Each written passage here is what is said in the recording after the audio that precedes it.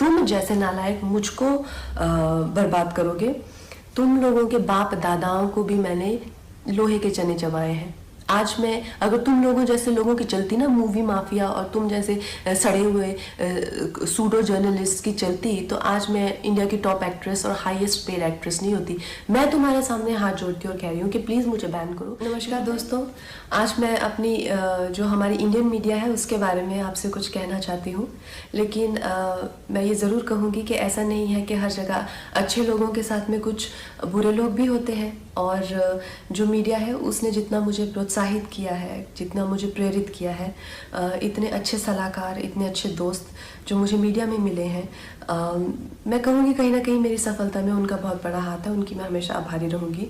लेकिन जो दीमक की तरह जो एक सेक्शन मीडिया का है जो हमारे देश में दीमक की तरह लगा हुआ है, और उसको धीरे धीरे करके उसकी गरिमा को, उसके स्मिता को, देश की इंटेग्रिटी को, देश की एकता को आए दिन अटैक करता रहता है। आए दिन इनके जो भी है झूठी अफवाहें फैलाते रहते हैं। अपने गंदे भद्दे विचार, देशद्रोहिता के जो विचार हैं वो ओपनली सबके सामने रखते हैं। और इनके खिलाफ हमारे कॉन्स्टिट्यूशन में किसी भी तरह का कोई भी ना पेनल्टी है और ना ही कोई सज़ा है।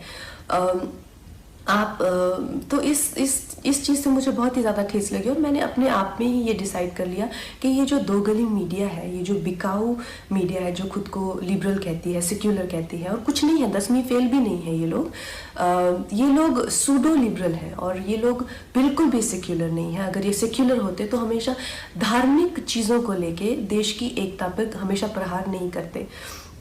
ऐसे ही एक जिंदी से जर्नलिस्ट को मैं एक दो दिन पहले एक प्रेस कॉन्फ्रेंस में मिली, तो उसी की तरह बहुत सारे लोग हैं जो जितने भी हमारे जो सीरियस इश्यूज़ हैं, हमारे जो सीरियस कॉजेज़ हैं। वर्ल्ड एनवायरनमेंट में डे के दिन मैंने प्लास्टिक बैन को लेके एक कैंपेन किया था, जिसमें मैंने प्लास्टिक के ख़िलाफ़ ईशा योगा सेंटर के साथ में काफ़ी कुछ एक्टिविटीज़ की थी।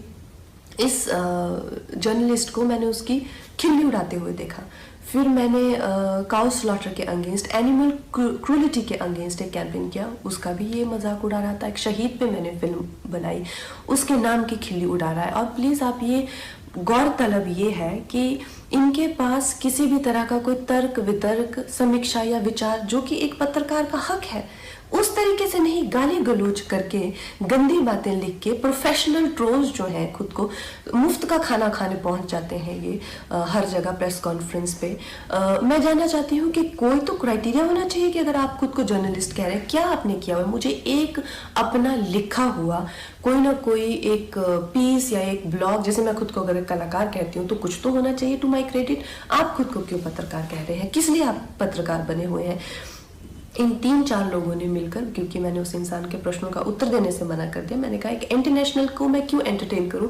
मेरे पास किसी भी तरह के देशद्रोही के लिए 0% टॉलरेंस है। तो 3-4 लोगों ने मिलकर मेरे खिलाफ एक कोई गिल्ड बनाई है, शायद कल ही बनी है, ना ही उसकी कोई मान्यता ही है और ना ही उसकी कोई दार नहीं है। तो उस गिल्ड के चलते हुए लोगों ने मुझे धमकी देना शुरू किया है कि मुझे बैन कर देंगे, या मेरी कोई चीज़ का मुझे कवर नहीं करेंगे, या मेरा करियर बर्बाद कर देंगे। अरे नालायकों, देशद्रोहियों, बिकाऊ लोगों, तुम लोगों को खरीदने के लाखों भी नहीं चाहिए। तुम लोग तो इतने सस्ते हो, 50-60 रुपए में बिछ जाते हो। जो अपनी देश के साथ गद्दारी करे, अपनी ही थाली में जिसमें खाते हैं उसी में छेद करते हैं, तुम जैसे नालायक मुझको बर्बाद करोगे।